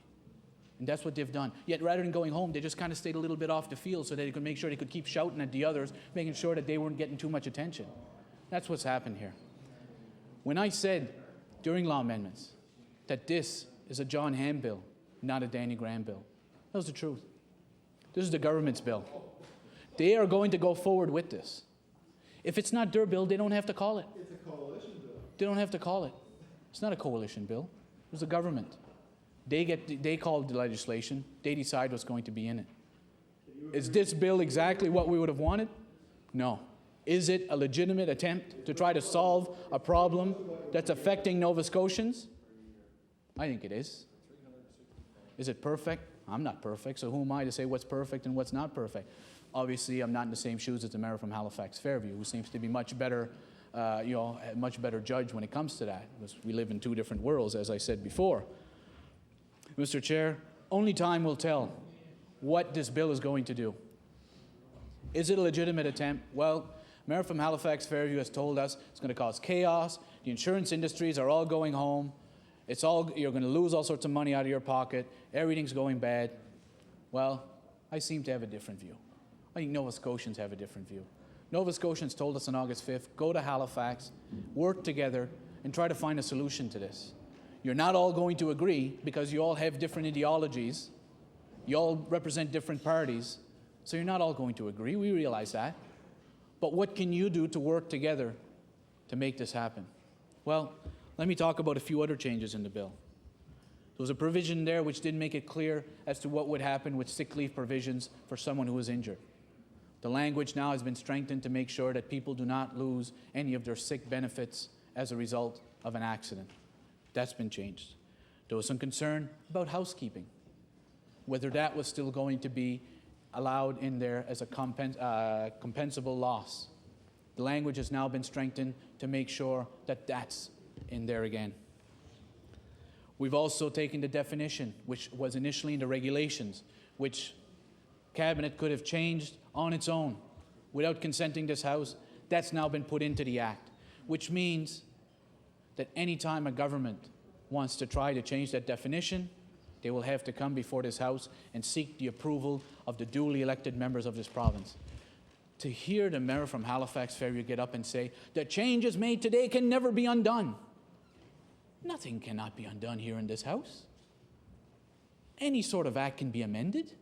Any law can be changed. That's the whole part of our democracy. Our Constitution's not written in stone. It's a living tree. It keeps growing, and it changes. For him to stand up here as a member who's certainly knowledgeable in the law to say that the changes made today are forever and forever a day, he must know that's not true. But why would he make those comments? Why would he say this is going to cause chaos? Why would he say this is going to fail when he doesn't know that? How does he know? From the experience of other provinces. How does he know? You know? What the NDP have not learned is the experience of the elections in New Brunswick, PEI, Newfoundland, or even here in Nova Scotia. Nova Scotians spoke on August 5th. They said no to public auto insurance. Why? Well, I think it might be because they didn't have enough information, because I can certainly tell you, I don't have enough information. In fact, it was interesting because during the presentations on one of the other bills on law amendments, Mr. Rick Clark, head of the Federation of Labour, came in and he said, I think it was on Bill 1, he said, I wish I was here talking about public insurance because I support public insurance. So when I had a chance to ask a question, I said, look, I don't disagree with you. I'd love to be talking about public insurance. I said, but the NDP don't want to. They haven't called their bill, so we don't have a chance to debate it. I said, so maybe you can answer some questions for me. So I told him, can you guarantee us as the head of Federation of Labour that there will be absolutely a negative job loss in the transfer from private to public? Will there be, well, no job loss. Let me make it simple for the member from Hants East. I don't want to get too complicated. No job losses. So as many people hired during private, there'll be as many hired during public. You know? What was his answer? Yeah, I think so. I said, are you sure? Well, no, I'm not really comfortable saying. Fine. I said, the leader of the NDP has said Nova Scotians will enjoy a 30 to 50% reduction in rates. Can you give your guarantee that that will take, you know, that that's the case and that you're sure that that'll happen? No, I can't really say that either. I said, fine. I said, could you tell us what the startup cost will be for a public auto insurance plan? No, I don't know that either. And I said, could you tell us how long it would take to set up this structure? Because you're taking over an industry. You know, this is significant. How long would it take? No, he said, I don't know the answer to that either. And I said, but you do support public auto, right? Oh, he said, yes. I said, thank you. You know, that's what Nova Scotians are expected to support? No answers to any of those legitimate questions? Now, the NDP tell us that we're being irresponsible and that just because it's their idea, we're against it. But why don't they answer those questions? They're not irrelevant questions. They're significant questions. Because certainly I can tell you, during the election, our plan and the government's plan, they certainly had enough questions asked of them, left and right. They were going through our plans with a microscope. Yet, the NDP's plan, well, the leader of the NDP could say 30 to 50%, and no one asked him how. No one asked him to put it down on paper. No one asked him if it would be a legislated guarantee. No one asked if it would be a legislated guarantee. He's never told us that. You know, it's studies from other provinces. Well, we're not other provinces. We're Nova Scotia. What would it do for us here? I don't want to know about Manitoba or Saskatchewan. Tell us what it's going to do here. Because, you know, he tells us that public auto works in Manitoba and Saskatchewan. Well, they have no-fault systems. So now the leader of the NDP tells us they don't have no fault. So obviously, Manitoba and Saskatchewan both have full tort system. I'm mistaken, you know, once again. That's not true. He knows that they have forms of no-fault system. Okay, so they've said, okay, so let's see. They've said that any sort of restriction on victims' rights is immoral. Yet, it's okay in Saskatchewan, Manitoba. But they say, no, we wouldn't use those provinces, we'd use BC. But it really works well in BC and Manitoba and Saskatchewan. Well, you can't have it both ways. Do you want that system, or do you not want that system? Same system. Well, the leader of the NDP says it's the same system. So his answer would be it's the same startup cost, it's the same reduction, it's the same amount of employees. That's just not good enough. When we have the mayor from Halifax Fairview saying, show me the actuarial report, show me these numbers, I want to look at all the numbers. Yet it's okay for a leader of the NDP to say, well, in Saskatchewan it's less, so it's got to be less here. That's just not good enough. If the leader of the NDP wants to be taken seriously on public auto, take Bill 4, take it back, and come before this House with a bill that would be a legislative proposal, not 6 months. Nova Scotians don't want to wait anymore. I know the people of Richmond County don't want to wait anymore. If I go back home and tell them I voted against the government bill because I want the NDP solution of waiting 6 more months to bring forward a bill and then wait for a startup, I won't be staying in Richmond very long. I'll get chased out of town. But if they're happy doing that, then that's fine. But they don't tell Nova Scotians that. When did you ever hear the leader of the NDP when he tabled this bill? Or did you see in the Herald or the Daily News, CBC Radio, did you hear it say the bill would be a further delay of 6 months for a solution? No. No, he never said that. Never said that. The article was NDP table public insurance bill. And then the leader was saying what a wonderful bill. In fact, Speaker, I think he went so far as to say, I'm not fooling around. We're serious. Mr. Chair, 5-clause bill to overhaul the insurance system in this province is fooling around, because that just cannot be taken seriously. And if the answers to the questions I have asked, if they have those answers, then why don't they just put it in front of the House? On opposition day, call your bill. Let's have a full debate. And then let's see where if you can answer the questions to all that. I know the NDP made fun of our auto insurance plan. You know, it's again sidelines. We introduced it here in the House. You know what we did? We called it during our opposition day. We gave the opportunity for the leader of the NDP, the member from Halifax Fairview, whoever one of their colleagues, whoever on the government side wanted to ask questions, wanted to critique it, wanted to compliment it, if that be the case, they had the opportunity. The NDP waited a week after the House rose and had their little press conference where no members of the House or the opposition or the government could ask questions. And today, I've asked all of these questions. Not one of the members of the NDP caucus has stood to answer any of those questions, or to say we have the answer to that, or to say here is the piece of paper that shows where I will give you 30 to 50%. Here's the piece of paper that says here's what the startup cost will be, guaranteed. Here's the piece of paper that says here's how long it will take to set up, guaranteed. Here's the piece of paper that says not 1 cent of the public's money will be used to try to fund any liabilities that this plan might have. In other words, will not add 1 cent to the debt of this province, guaranteed. When the leader of the NDP can stand in his place and make those kind of statements, then it's time to have a serious, reasonable debate on public insurance. But to simply stand here in this House and say, well, it works in Saskatchewan, it works in Manitoba, and it works in BC, that's just not good enough. And to rhyme off Liberal leaders from other areas that like it, that's just not good enough. Because those people don't account to the people of Nova Scotia. We do. Those people's names don't appear on the ballot here in this province. Ours do. When I go back to Richmond County, it's not Sean Graham or the NDP in Saskatchewan or in BC that come and try to justify what they've done and the representation they've given. But I do. And I can tell you, Mr. Chair, on this bill, is this what we would have wanted? No. Is this a way of making minority government work? Yes, it is. Is this a legitimate attempt at addressing the issue facing Nova Scotians on insurance and putting money back in their pockets? Time will tell. Time will tell. But at the end of the day, I can tell you, Mr. Chair, that our caucus, more specifically our leader, took the high road. He could have easily said, like the leader of the NDP, and say, it's not our plan, we're not interested. He did not do that. You know, we sat down there and we discussed in good faith. At the end of the day, did we get everything we wanted? No. But was it worth letting the bill die?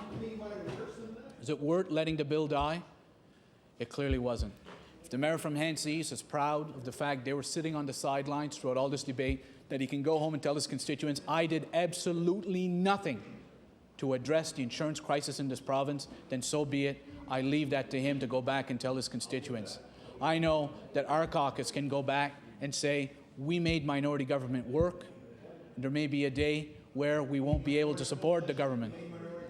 But at the end of the day, Mr. Speaker, on November 1st, the truth will now come out, reductions will take place, and then we will see whether this was the right plan. But unlike the member from Halifax Fairview saying that this plan is set in stone, let no Nova Scotian be fooled by that. If this plan is not successful, there will be opportunities for us to bring about changes as we've done with any other piece of legislation that has come in here. But if the NDP want to have a serious discussion about public auto, then it's time for them to be serious about it and not just sit there and use studies from other provinces to try to convince Nova Scotians, not to evade answers on serious questions, but to be able to be upfront with Nova Scotians like the other parties have been forced to be in discussing this particular bill. So, Mr. Chair, I want to tell you, it was not always easy, these negotiations. I certainly want to take this opportunity specifically to give my personal thanks to a deputy minister who I think has been a true asset to this province. I think he's been a gentleman. I've enjoyed working with him on other files, and certainly Ron L'Esperance, who has worked very hard on this bill, his entire staff, the superintendent of pensions, Barbara Jones-Gordon, who have been working on this, and all of the others. This is not an easy issue. It's an issue facing Nova Scotians that we've all struggled with, but at least we've brought forward something here which we can say is a legitimate attempt at addressing this issue, and that at least allows Nova Scotians to see relief on their insurance rates. Is this going to be the final solution? Only time will tell. I can't predict that. The NDP can. So let them go and say how it's not going to work and how it's going to fail. But as I stand here today, I'm not aware of any insurance company that's left the province. I'm not aware of any chaos that's taken place. But I can tell you, if we had to stand here today and say the bill is going nowheres, no solutions moving forward, and no attempt is being made to address this issue, then I think all of us would have to walk out of here with our heads hung down in shame. Fortunately, after what's gone on here today, by working together and making minority government work, two parties in this House can walk out with their heads held up, and one party, the NDP party, can walk out with their head in shame as to how they've acted on Bill number 1. Thank you, Mr. Chair.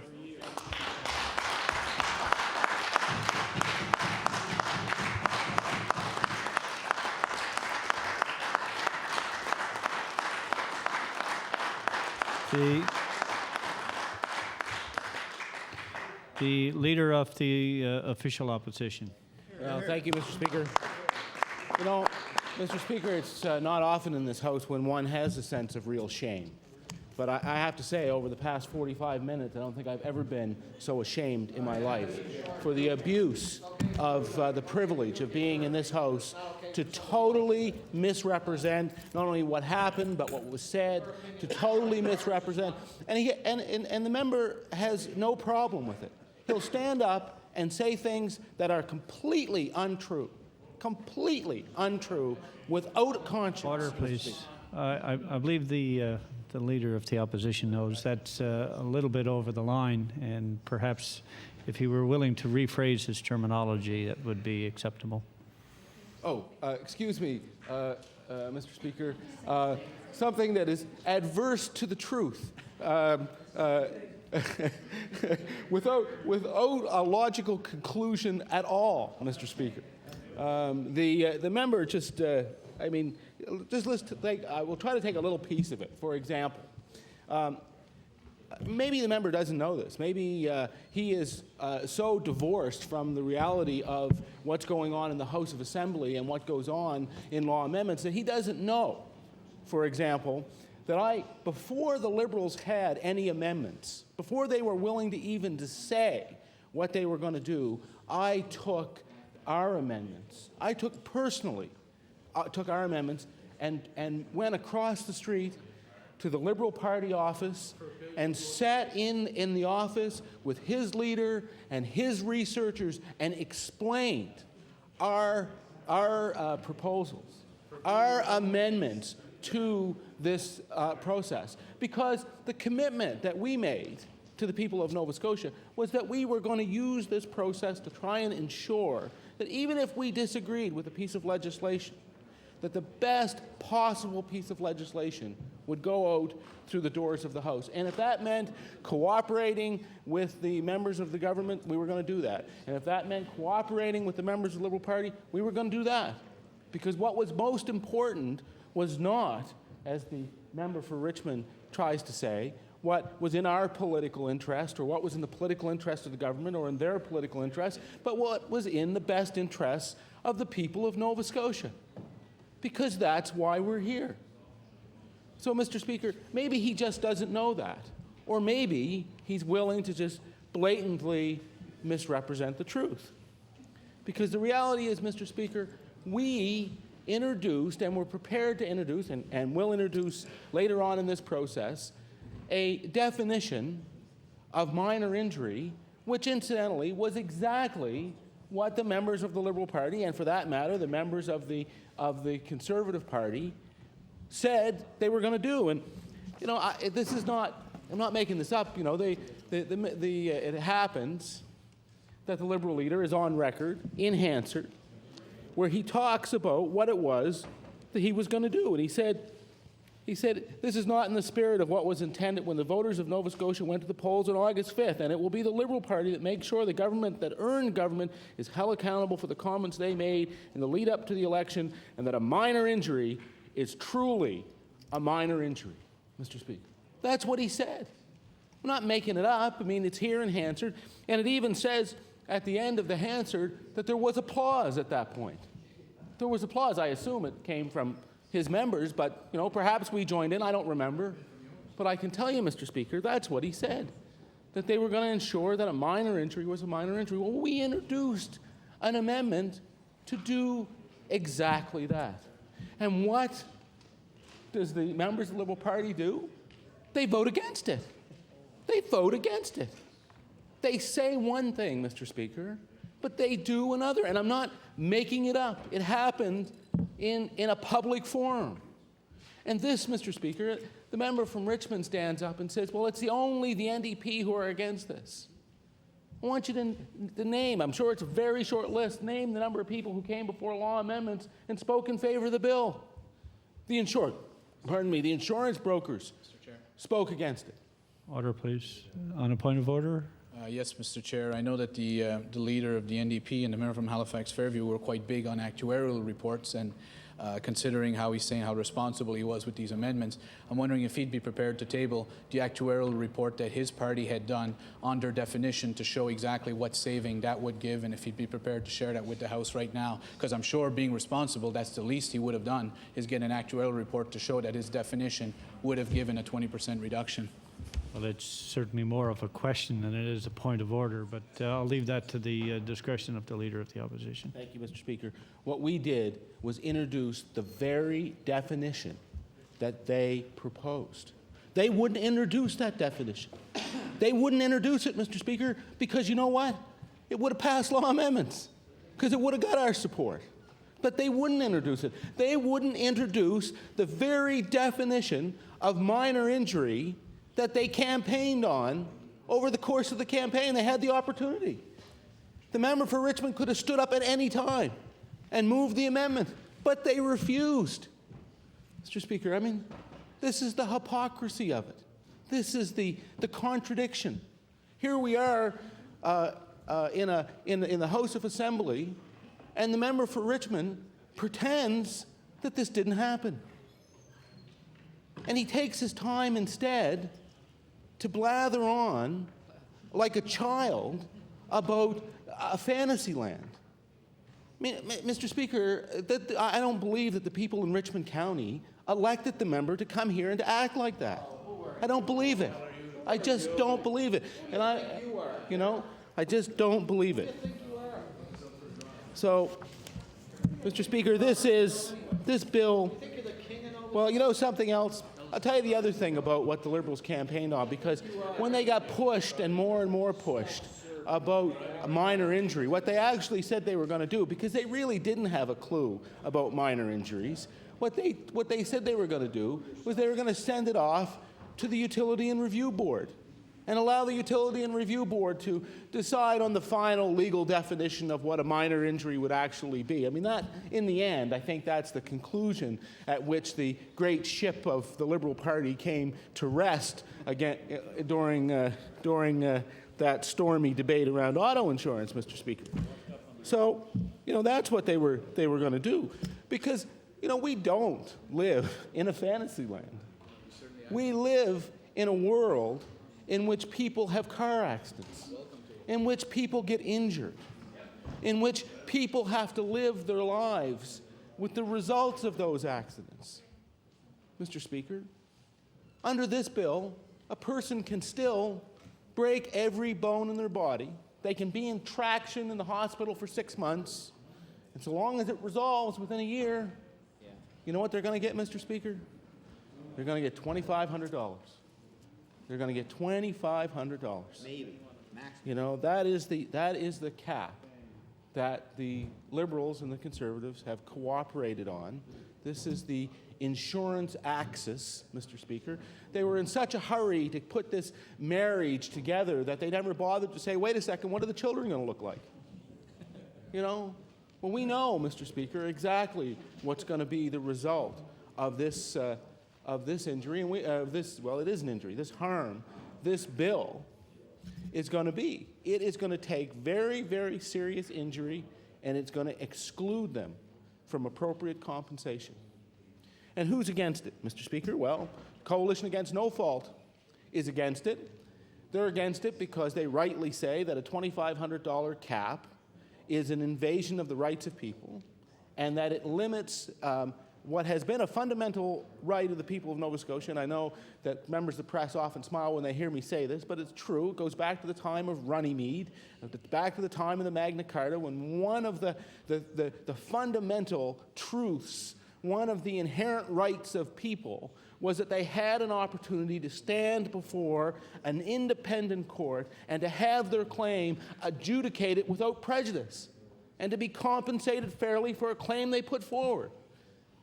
It's a part of our legal tradition that goes back hundreds of years. And in the stroke of a pen, this government decides that it's going to do away with it. You think a lawyer would know? Now, there are all kinds of reasons why you might do it. There are reasons, but it's not in this bill, Mr. Speaker.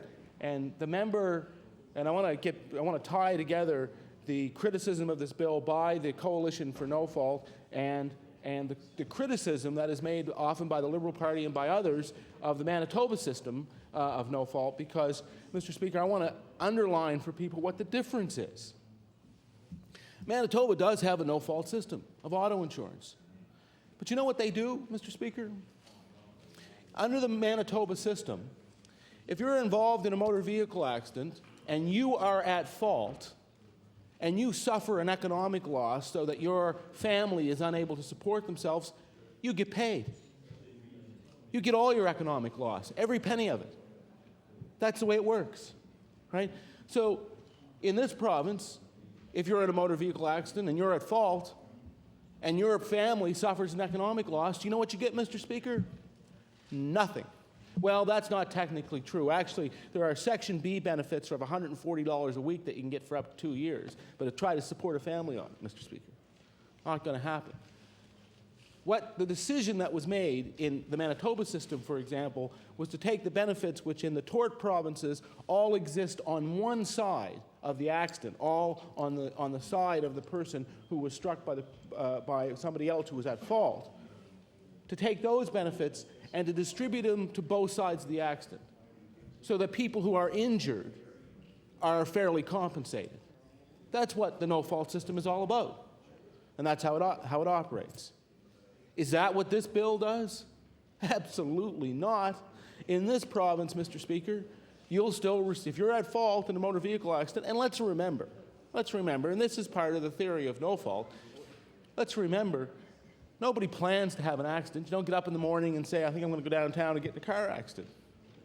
It just happens. I don't know how many times I heard people in the course of examination under discovery say, I only looked away for a second. I was distracted. I didn't see him. They stepped into the crosswalk. They were genuinely sorry, Mr. Speaker, because it was an accident. And under the no-fault system, simply because you have an accident doesn't mean that you lose your livelihood, lose your home, lose your car, lose your economic security. Under the no-fault system, they pay on both sides of the accident. Under the tort system and the system we have, if you're at fault, you get nothing. This bill is the worst of both worlds, because what it does is it doesn't distribute any benefits to the other side of the accident. It simply takes from those people who are seeking fair compensation for pain and suffering. That's all it does. It's rightly called a benefit cap because it's not a no-fault system. So where do those benefits go? Where do those benefits go? Well, the government wants to tell you that this is money that's going to go back to the insurance company, that's going to go back to consumers. But, Mr. Speaker, that's incorrect. The only money that's going back to the insured people of Nova Scotia is the money that they have already paid. It's their own premium that's going back to them. It's their money that's being rebated to them. What is happening to the money that the people who are victims of accidents are going to give up? What's happening to that money? Well, Mr. Speaker, that money is going to the insurance companies. It's going to the insurance companies on the theory that the insurance companies who made, what, $1.6 billion in the first 6 months of this year aren't making enough money. That's why it's going to them, because they didn't make enough money. Because they lost money in the stock market when equity shares took a dive.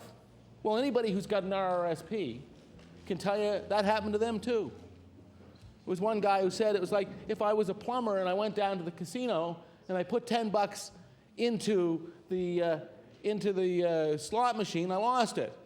So I go back to my next customer and I say, look, I'm going to have to charge you an extra $10 an hour because I lost my money in the slot machine. You know, only the insurance companies get to do this. And they get to do it with the assistance of the government and the assistance of the Liberal Party, because that's the way they think. They think if only we can put enough money in the hands and the pockets of the big insurers, surely to goodness, they will give consumers a break. It should be called the Surely to Goodness Bill. Surely to goodness, they'll give consumers a break. But they won't, Mr. Speaker. They won't, because it is in their nature. They have a voracious appetite for profit. It is not their fault. It's the reason why a corporate entity exists, to make profits for their shareholders. And I'm not going to bore anybody. I know people can feel it coming, my explanation of why that is and how the U.S. Supreme Court has said that that is the case. But that's a story for another day. The reality is that is what they do. That is the sole objective of the insurance company. I think I've explained before, but I'd like to explain for the benefit of those who may not have heard it already, that the nature of insurance and the nature of insurance companies have changed dramatically over the years. Because insurance companies used to be true insurance companies. They were about insuring people against loss. And they weren't just about that. They were also about preventing losses as well, because they took upon themselves an education function. They took upon themselves product safety. They tested products. They were looking out for the well-being of their customers. And I like to point out that the first car that had seat belts, that had other safety features on it, was not built by a motor vehicle company. It was built by an insurance company who then took it around to motor vehicle companies and said, build safer cars. Build safer cars so that you can protect people, so that, yeah, we don't have to pay out more insurance premiums, but at the same time, their lives are enriched because they're not injured. Well, that used to be what insurance companies did, but they don't anymore, Mr. Speaker. They don't because they are now financial services companies. And insurance, for many of them, is only one line of the business that they do. I mean, I invite you to go to the website of ING. They're headquartered in the Netherlands, got a brand new office building. You should see it. So right on the front of their website. It's amazing. Beautiful building that they've built. But you look at their product list. They have a very, very long product list of which insurance is only one tiny piece. Only one little piece. And if you think for a second that the market for auto insurance in Nova Scotia makes a particle bit of difference to them, you're just wrong, because it means nothing to them. And they will come and go as they like, and if they don't get what they want, they'll engage in exactly the tactics that you see going on today. They will continue to hike rates. They will continue to gouge consumers because they are entitled, as of right, by this legislation, to make what? The UARB said 10% return on equity. And the members here, the member for Richmond and the members of the government have said, well, gee, in public auto,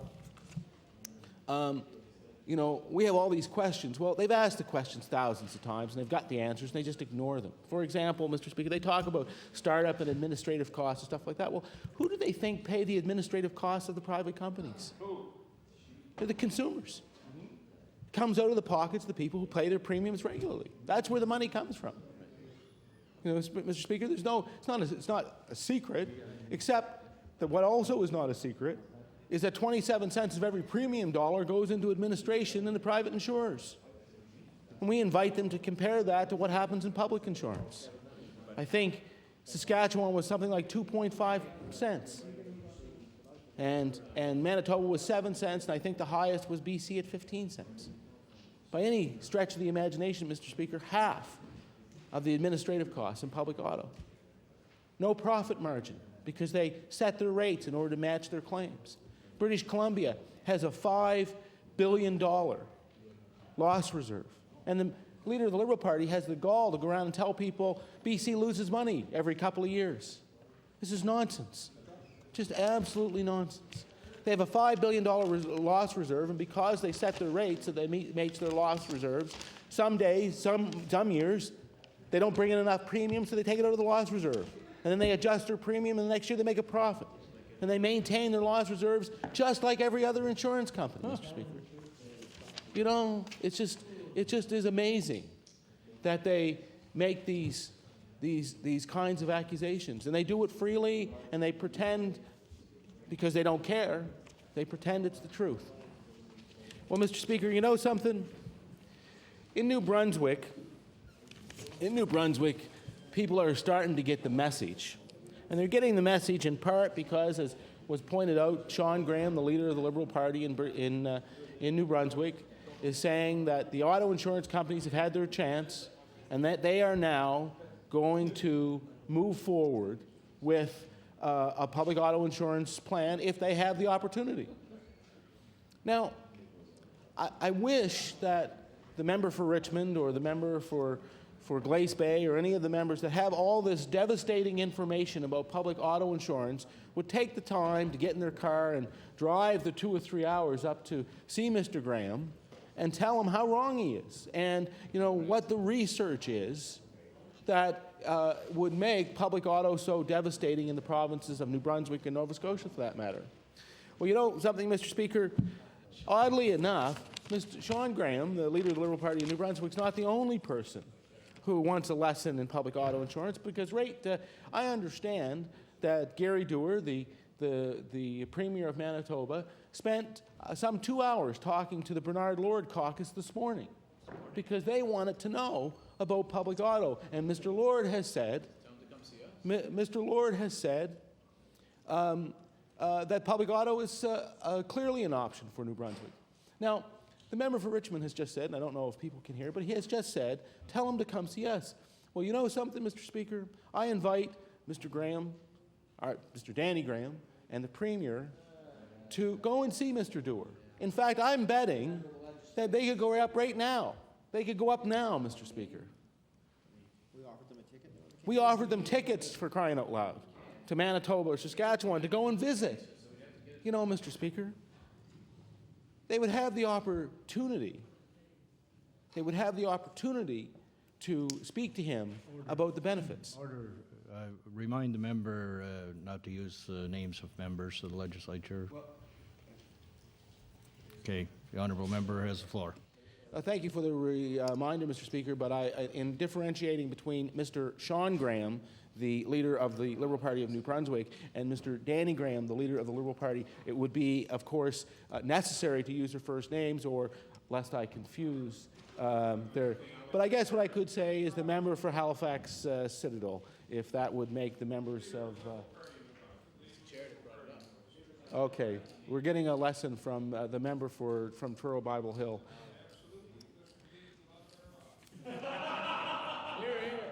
He said, for those who can't hear, and I wish he would put these on the record, that people would be a lot better off. Well, of course, he is in part the author of the very bill that is before this House that are going to make people so much more worse off rather than better off, Mr. Speaker. And we've seen his performance over time as the Minister of Health and his inability to even read figures, Mr. Speaker, and him. So I'm not sure that people would be much better off. I think, Mr. Speaker, what we need to do is to say to the leader of the Liberal Party, the Premier, that they should take the opportunity to visit with Mr. Dewar in New Brunswick while he's there, perhaps see if they can make an appointment and to discuss with him the benefits of public auto insurance. Mr. Speaker, we have... I want you to notice, and I'm sure everyone has noticed, that when the Liberals get up to speak about insurance, they spend about 5 minutes talking about their role in this piece of legislation that's come through the House, and then they spend 55 minutes talking about what we might do. Mr. Speaker, they hold up the bill and they say it's only 5 clauses, 16 lines, Mr. Speaker. That's what they say. Because the reasonable approach of any individual who's undertaking something of this magnitude is to say that we're going to do it appropriately. That we are going to set up a commission so that the legislative, Mr. Speaker, they know as well as I think anyone who's out there knows that the government has at its disposal the resources of the state. Mr. Speaker, they have the pension benefits experts. They have the legislative council. They have all of the things that make up the bureaucracy of the province of Nova Scotia. So they can generate complex pieces of legislation. Well, the members of the Liberal Party all too well know, as we know, that that's not the case for opposition parties. That is not the case for opposition. So that's why, Mr. Speaker, the bills that come before set forward a clear understanding of how that process has to take place. And the member for Richmond says, well, can you imagine 6 months? It's going to take 6 months. Well, I got news for the member from Richmond. That's a heck of a lot better than never, which is when we're going to get where we're going to get with the piece of legislation that we have now. You're going to get a short-term rebate of money that people already paid, checks sent out in the mail. I mean, after all, this is the Liberals, boy, I tell you, they don't like checks being sent out to people. They're against that, right? Always against that, except, of course, when they're doing it. When they're doing it, And we rightfully criticize the government for sending out the $155 rebate checks, and they joined in on that during the course of the campaign, said it was wrong. We said it was wrong. Except the Liberals never bothered to tell people, well, just, forget about the $250 checks that we sent out to everybody during the last federal election. Do you remember that? I think everybody remembers that. They were called heating rebates. They were sent to people who were in penitentiaries. They were sent to people who lived in apartments, didn't buy heating fuel. They were $250 checks that were sent to everybody because right in the middle of the election campaign. Can you imagine? I remember the Liberals standing up and talking about rum bottle politics. Well, if there was anybody who would understand rum bottle politics, it would be the members of the Liberal Party. They would understand it because they are masters at it, Mr. Speaker. So I'll tell you, Mr. Speaker, when I don't know what the members did with their checks. When I got mine, I signed it over to the Boys and Girls Club in Cole Harbour. And I think many Nova Scotians did just exactly that because they said, this was money that I wasn't expecting, and here's an opportunity to do something something good with it. And I think that many members of the Liberal Party did the same thing, quite frankly, and if they did, I would congratulate them for it. So, Mr. Speaker, we're here today on a piece of legislation that is, as the member said, the member for Halifax Fairview said, going to irrevocably change the lives of many people in this province. They're going to have their rights taken away so that insurance companies can make more money. And there's not any way to put a patina on that will make it look better. It's just a fact, and it's a bald-faced fact, Mr. Speaker, as they say. So I'm not sure the members of the Liberal Party went out and said, we have got these incredible concessions. One was a coma, Mr. Speaker, a coma. Now, Mr. Speaker, I'm not sure if you know what a coma is. It is defined, at least in Webster's, as a profound unconsciousness, Mr. Speaker. And I'm not going to respond to the member from Glace Bay's taunt on that, because I toyed with the idea of portraying members of his caucus in an unfavorable light with respect to that, but I won't. It's not appropriate. But that's what a coma is. It's a profound unconsciousness. Well, I also went and had a look at Words and Phrases, which is the compilation for lawyers to see whether or not that had been defined in the law. And guess what? It hasn't.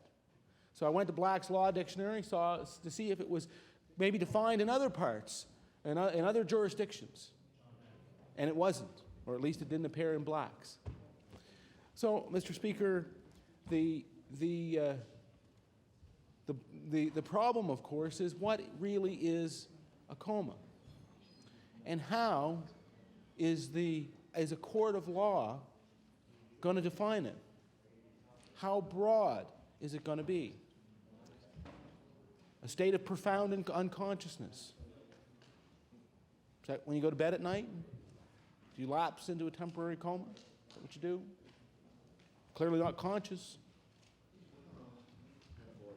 Who knows? The reality is, though, it's clear what will be contained within the rubric of a minor injury. As I've said, you can break every bone in your body. You can end up in hospital. You can dislocate your hip. You can be in traction. And so long as the injury resolves within 12 months, you've had a minor injury. Well, Mr. Speaker, I don't know if you ever went to visit somebody in hospital who's had one of those minor injuries. They don't think it's minor. When they're spending months convalescing in the hospital, they don't think it's a minor injury. When they have to stay downstairs on a coach because they can't walk up the stairs to go to bed, sometimes for weeks or months, they don't think of it as a minor injury, Mr. Speaker. They think of it as a disruption of their lives that is profound.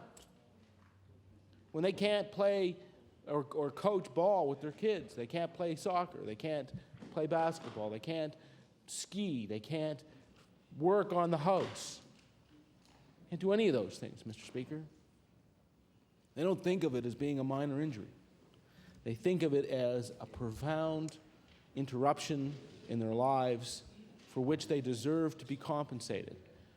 Mr. Speaker, and fairly compensated. Fairly compensated by standing before an independent justice of the Supreme Court and making their case, presenting their evidence, presenting the medical evidence of their physicians, whether they're orthopedic surgeons or they're general practitioners, or perhaps they're psychologists if they're having other difficulties stemming from the accidents. And they expect to be fairly compensated. And they expect to justify their claims. That is the problem with this bill, Mr. Speaker, is it takes away that right. It takes away that right for many, many people.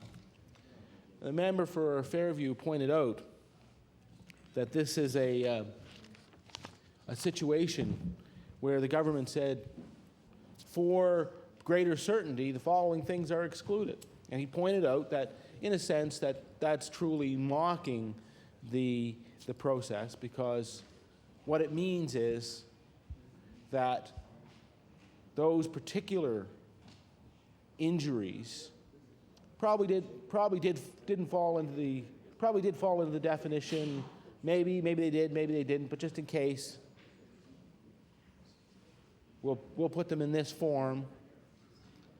And oh, by the way, we've checked with our actuary, and what our actuary says is that it'll have no bearing on our calculations, because why? Because they represent such a tiny piece of the puzzle, and what we really wanted to do was capture all of these other accidents and turn all of that money over to the insurance companies. That's the process that the Liberals and the Conservatives have decided to engage in. And yet they have the temerity, Mr. Speaker, to be critical of a public auto insurance system which regularly delivers rates that are 30 to 50% cheaper in other provinces. And the member for Richmond says, where's your guarantee?